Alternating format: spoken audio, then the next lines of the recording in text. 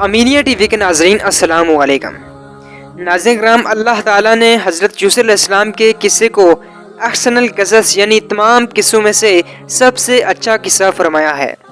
حضرت یعقوب علیہ السلام کے 12 بیٹے تھے، ان میں سے حضرت بنیامین حضرت یوسف علیہ السلام کے حقیقی بھائی تھے، باقی دوسری ماؤں سے تھے۔ حضرت یوسف علیہ السلام اپنے تمام بھائیوں میں سے سب سے زیادہ اپنے باپ کے پیارے تھے، اور چونکہ ان کی پیشانی میں نبوت کی نشان درخشاں تھے، اس لیے حضرت یعقوب علیہ السلام ان کا بے حد احترام کرتے تھے، ان سے انتہائی محبت فرماتے تھے۔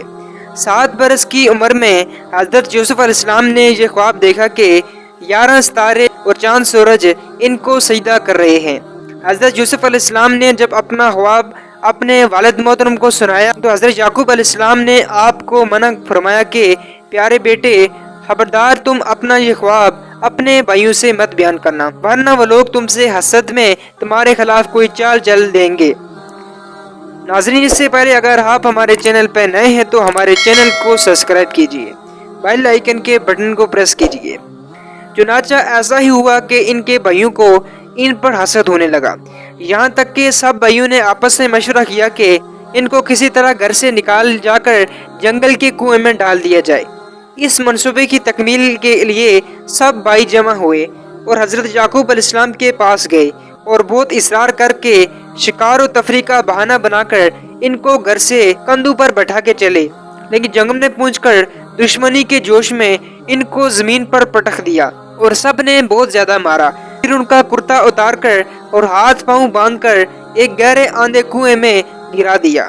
فوراً ہی حضرت جبرائیل علیہ السلام کنویں میں تشریف لا کر ان کو غرق ہونے سے اس طرح بچا لیا کہ ان کو ایک پتھر پر بٹھا دیا جو اس کنویں میں تھا، اور ہاتھ پاؤں کھول کر تسلی دیتے ہوئے ان کا خوف و ہراس دور کر دیا۔ اور گھر سے چلتے وقت حضرت یعقوب علیہ السلام نے حضرت یوسف علیہ السلام کا کرتا تعویذ بنا کر آپ کے گلے میں ڈال دیا تھا، وہ نکال کر انہیں پہنا دیا۔ کہا جاتا ہے کہ اس سے اس اندھیرے کنویں میں روشنی ہو گئی۔ یہ کرتا حضرت ابراہیم علیہ السلام کا تھا۔ حضرت یوسف علیہ السلام کے بھائی آپ کو کنویں میں ڈال کر آپ کے پیراہن کو بکری کے خون سے لت پت کر کے اپنے گھر کو روانہ ہو گئے اور مکان کے باہر سے سخت چیخیں مار کر رونے لگے۔ حضرت یعقوب علیہ السلام گھبرا کر گھر سے باہر نکلے اور رونے کا سبب پوچھا کہ تم لوگ کیوں رو رہے ہو؟ کیا تمہاری بکریوں کو نقصان پہنچ چکا ہے؟ حضرت یعقوب علیہ السلام نے دریافت کیا کہ یوسف کہاں ہے؟ میں اس کو نہیں دیکھ رہا ہوں۔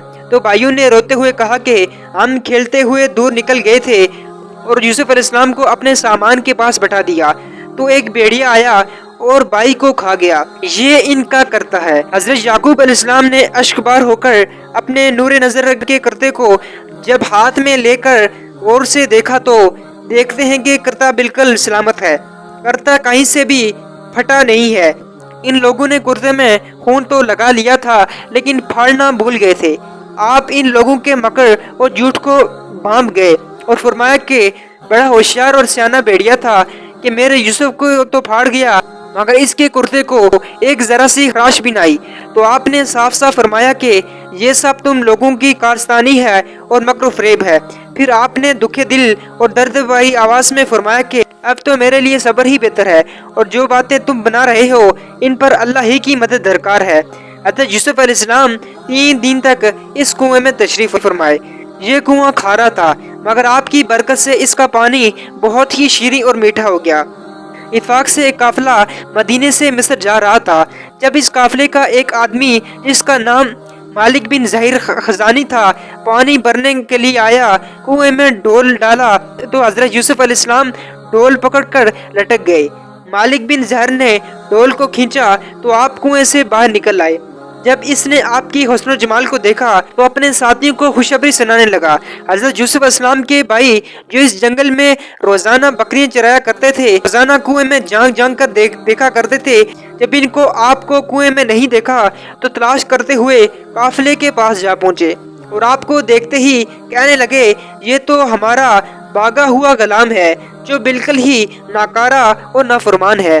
اگر تم اس کو خریدو تو بہت ہی سستا تمہیں فروخت کر دیں گے، مگر شرط یہ ہے کہ تم لوگ اس کو یہاں سے اتنی دور لے جا کر فروخت کرنا کہ یہاں تک اس کی خبر تک نہ پہنچے۔ حضرت یوسف علیہ السلام بھائیوں کے خوف سے خاموش کھڑے تھے اور ایک لفظ بھی نہیں بولے۔ پھر ان کے بھائیوں نے ان کو مالک بن زہر کے ہاتھوں 20 درہم میں فروخت کر دیا۔ مالک بن زہر نے ان کو خرید کر مصر کے بازار کا رخ کیا۔ بازار میں جا کر ان کو فروخت کرنے کا اعلان کیا۔ ان دنوں مصر کا بادشاہ ریان بن ولید تھا۔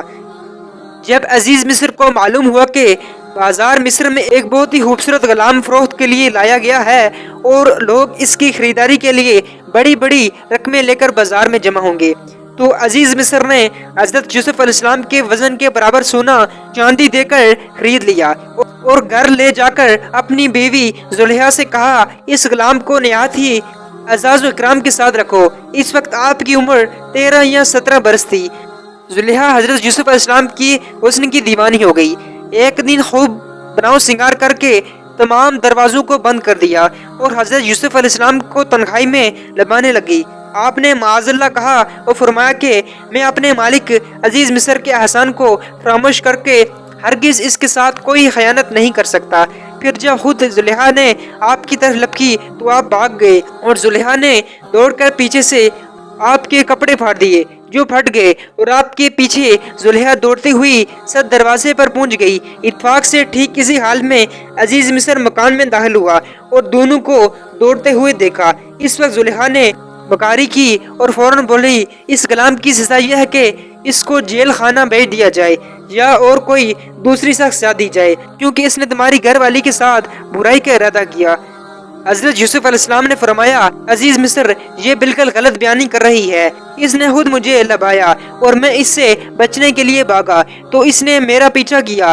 عزیز مصر دونوں کا بیان سن کر حیران رہ گیا اور بولا، اے یوسف میں کس طرح یقین کر لوں کہ تم سچے ہو؟ آپ نے فرمایا، گھر میں 4 مہینے کا ایک بچہ بیٹا ہوا ہے جو زلیخا کے ماموں کا لڑکا ہے، اس سے دریافت کر لیجئے کہ کیا واقعہ ہے۔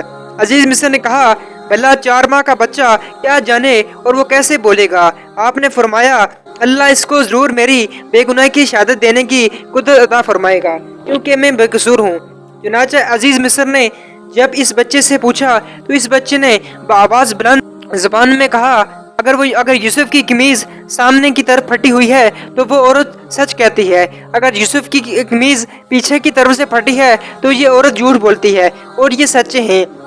بچے کی زبان سے عزیز مصر نے یہ شہادت سن کر جو دیکھا، ان کا کرتا پیچھے سے پھٹا ہوا تھا۔ اس وقت عزیز مصر نے حضرت یوسف علیہ السلام کی بے گناہی کا اعلان کرتے ہوئے یہ کہا، یہ تم عورتوں کی مکاری ہے، واقعی تم عورتوں کی مکاری بڑی سخت ہے۔ امید کرتا ہوں آپ کو اس ویڈیو میں بہت کچھ جاننے کو ملا ہوگا۔ اس ویڈیو کا پارٹ 2 دیکھنے کے لیے ہمارے چینل کو سبسکرائب کیجیے۔ تب تک کے لیے اجازت دیجیے، اللہ حافظ۔